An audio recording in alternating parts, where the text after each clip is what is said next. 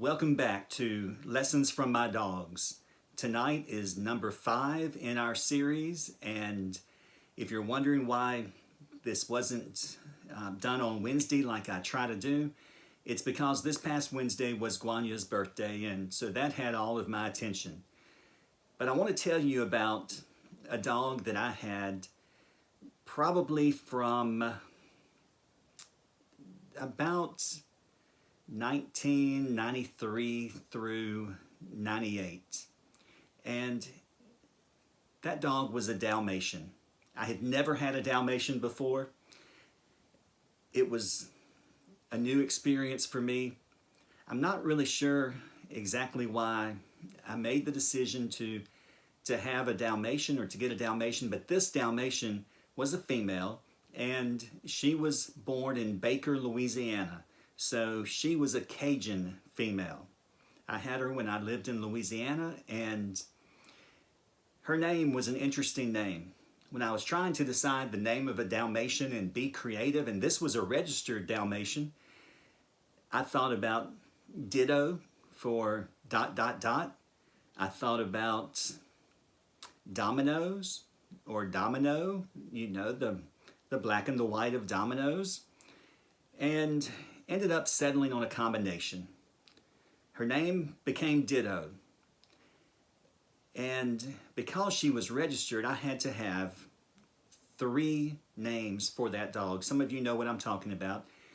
And so I had to fill out the paperwork and put the names down. But I gave her a true Louisiana name. Her name was Ditto.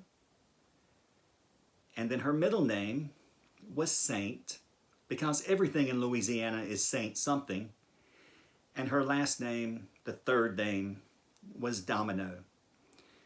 Now, to make sure everybody understood that she was a Cajun Dalmatian, her name was not spelled like you're thinking. Her name was spelled not with an O at the end, but with an E-A-U-X at the end.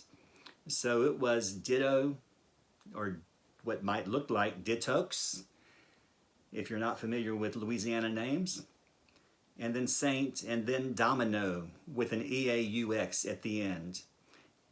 I often think about what those folks up in Maine thought when they got the AKC registration for this dog, and they saw that spelling. It was a unique name and a unique dog. I didn't know much about Dalmatians whenever I got Ditto. She was a cute puppy. She was energetic. But I was being a good dog owner, and I was learning everything I could about Dalmatians. I got 3 or 4 different books, and I never will, as long as I live, forget one of the statements that I read in one of those books. You know, normally what you hear about is the potential that Dalmatians are going to have problems with deafness, but that didn't really jump out at me. I learned a lot about their backgrounds, why they're associated with fire stations, because, you know, a Dalmatian would often be what was called a coach dog. They would run along with wagons and coaches and stagecoaches, and they would fight off predators or outlaws. And with the fire wagons, when fire wagons were pulled by dogs, not by dogs, when fire wagons were pulled by horses, the Dalmatians would run ahead of the fire wagon, barking and clearing the way so that everyone would get out of the way of the fire wagon. That's why we think about them being associated with fire stations. So, none of that was unforgettable. But what I did read that was unforgettable was this one simple statement.